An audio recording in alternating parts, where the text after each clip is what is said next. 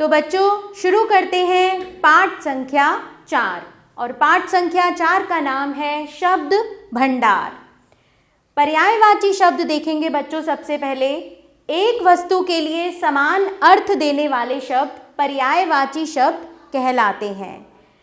अर्थात किसी एक वस्तु के लिए समान अर्थ देने वाले, चाहे वो एक शब्द हो, दो हो, तीन हो, चार हो या उससे अधिक हो, वे सभी शब्द एक दूसरे के पर्यायवाची कहलाते हैं। नीचे कुछ प्रमुख शब्दों के पर्यायवाची दिए गए हैं, इन्हें याद कीजिए। तो बच्चों आपको इन सभी पर्यायवाची शब्दों को याद करना है। मैं आपके लिए एक बार इन्हें पढ़ रही हूँ।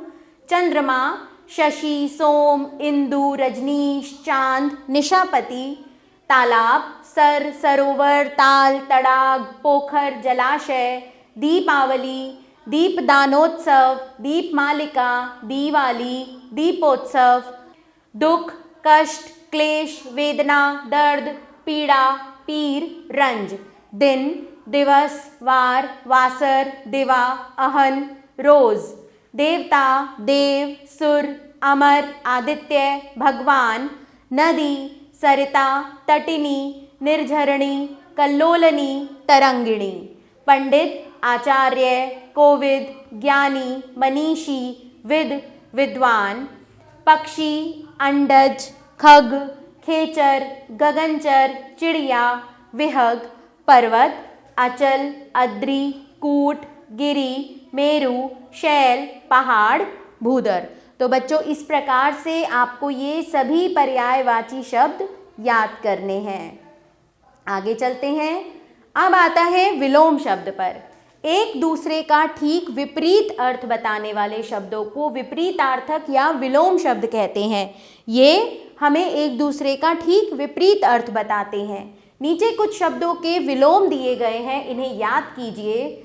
जैसे सफल का विलोम है विफल, द्वेष का प्रेम, ज्येष्ठ कनिष्ठ, दुरुपयोग सदुपयोग, मंगल अमंगल, दुर्गुण सगुण, पूर्ण अपूर्ण, परलोक इहलोक, प्रशंसा निंदा, एक अनेक, नव पुरातन, अपना पराया, गूढ़ सरल, खिन्न प्रसन्न, न्यून अधिक।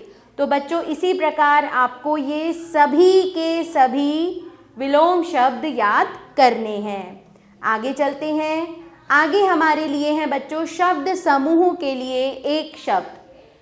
भाषा की सौंदर्यता, स्पष्टता एवं संक्षिप्तता यानी कि छोटा करके बोलने के लिए, संक्षिप्तता को बनाए रखने के लिए भाषा में शब्द समूह या वाक्यांश के लिए एक शब्द का प्रयोग किया जाता है। संक्षिप्तता के कारण भाषा को समझने में कठिनाई ना हो, इसके लिए आवश्यक है कि शब्द समूहों या वाक्यांशों के बदले खूब प्रचलित या लोकप्रिय एक शब्द का ही प्रयोग करना चाहिए। नीचे कुछ ऐसे शब्द समूह दिए गए हैं जिन्हें एक ही शब्द में व्यक्त किया गया है। तो यहाँ बच्चों हमारे पास है शब्द समूह या वाक्यांश। अब इनके लिए हमें एक शब्द देना है। जैसे कि जो भय से रहित हो निर्भय, जो समाचार भेजता हो संवाददाता, जो पूजा करने योग्य हो पूजनीय, जो जल में विचरण करता हो जलचर, जो अपने देश से प्रेम करता हो देश प्रेमी, जो थोड़ा जानता हो अल्पज्ञ, जो दिखाई ना देता हो अदृश्य, जो परीक्षा में पास ना हो अनुत्तीर्ण, जो ईश्वर को मानता हो आस्तिक, जो ईश्वर को न मानता हो नास्तिक, जो स्मरण करने योग्य हो स्मरणीय, जो छोटा भाई हो अनुज, जो बड़ा भाई हो अग्रज। इसी प्रकार बच्चों आपको ये सभी शब्द समूह के लिए एक शब्द अच्छे से याद करने हैं। आप इन्हें पढ़ेंगे और याद करेंगे। इसके बाद आते हैं हम एकार्थी या एकार्थक शब्द पर। वे शब्द जिनका प्रयोग एक ही अर्थ में होता है, उसका कोई दूसरा अर्थ नहीं होता, एकार्थी शब्द कहलाते हैं। जैसे वृक्ष, कुर्सी, मेज, पुस्तक, सड़क, घर, कमीज, कमल, मकान, दीवार, लकड़ी, दुकान। अब इन सभी शब्दों का केवल एक ही अर्थ है और कोई दूसरा अर्थ नहीं है। फिर आते हैं अनेकार्थी शब्द। जिस प्रकार एकार्थी शब्दों का प्रयोग एक ही अर्थ में होता है, अनेकार्थी शब्दों का अनेक अर्थ होते हैं। जैसे कुछ शब्दों के प्रयोगानुसार अनेक अर्थ होते हैं, ऐसे शब्द अनेकार्थी शब्द कहलाते हैं। यहाँ ऐसे ही कुछ प्रमुख शब्द दिए जा रहे हैं, इन्हें याद कीजिए। कक्ष के कितने अर्थ हैं? कमरा, श्रेणी, भूमि, कोख। गति के कितने अर्थ हैं? मोक्ष, हाल, चाल, दशा। घट के देह, मन, घड़ा, कम, हृदय। ज्येष्ठ के जेठ का महीना, बड़ा भाई, श्रेष्ठ। तत्व, मूल, ब्रह्म, यथार्थ, सार। तात, भाई, पिता, बड़ा, प्यारा, पूज्य। तारा, बाली की पत्नी। नक्षत्र, आँख की पुतली, बृहस्पति की पत्नी। तो इस प्रकार से बच्चों ये अनेकार्थी शब्द हैं, इनको भी आपने पढ़ना है और याद करना है। फिर आते हैं बच्चों समानार्थी शब्दों का सूक्ष्म अंतर। तो ये क्या है बच्चों? इनमें बहुत सूक्ष्म अंतर होता है। जैसे कि शब्द है खटपट, किसी बात पर आपस में लड़ना। अशुद्धि, अपवित्रता, मिलावट। भूल, इसमें कर्ता की असावधानी व्यक्त होती है। त्रुटि किसे कहते हैं? कोई कमी हो। अस्त्र, वह हथियार जो हाथ से फेंक कर चलाया जाए। शस्त्र, जो हथियार हाथ से पकड़कर निकट से चलाया जाए। तो आपने देखा बच्चों, भूल और त्रुटि में कितना ज़रा सा फर्क है, अस्त्र और शस्त्र में कितना ज़रा सा अंतर है। अहंकार, झूठा घमंड। और अभिमान किसे कहते हैं? प्रतिष्ठा में स्वयं को दूसरों से श्रेष्ठ समझना। इसी प्रकार अनुनय, किसी बात पर सहमत होने की प्रार्थना। और विनय कहते हैं अनुशासन एवं शिष्टता पूर्ण निवेदन। आनंद कहते हैं हम प्रसन्नता का स्थायी और गंभीर भाव को। और सुख कहा जाता है मन के अनुकूल प्रतीति का भाव जो हो। अगम कहते हैं जहाँ पहुँचा ना जा सके। दुर्गम, जहाँ कठिनाई से पहुँचा जा सके। अधिक मतलब ज़्यादा, पर्याप्त, आवश्यकता के अनुसार। अज्ञ, जिसे कुछ ज्ञान ना हो। चलिए बच्चों, आ गए हैं हम रचनात्मक मूल्यांकन की ओर। तो अब करते हैं बच्चों रचनात्मक मूल्यांकन। सही विकल्प पर सही का निशान लगाइए। एक वस्तु के लिए समान अर्थ देने वाले शब्द पर्यायवाची शब्द कहलाते हैं। एक दूसरे का ठीक विपरीत अर्थ बताने वाले शब्दों को विलोम शब्द कहते हैं। वे शब्द जिनका प्रयोग एक अर्थ में होता है एकार्थी शब्द कहलाते हैं। रेखांकित शब्दों के विलोम लिखकर रिक्त स्थानों की पूर्ति कीजिए। अधिक उधार से थोड़ा नगद अच्छा होता है। ईश्वर की कृपा से मूक भी वाचाल हो जाता है। उचित शिक्षा द्वारा असभ्य भी सभ्य बन जाता है। पतन से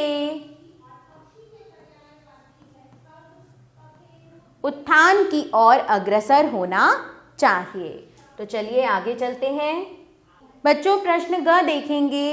निम्नलिखित शब्दों के 4 पर्यायवाची लिखिए। तो बच्चों आपको यह प्रश्न स्वयं करना है। आपको अमृत, पृथ्वी और मोर इन तीनों के 4 पर्यायवाची लिखने हैं।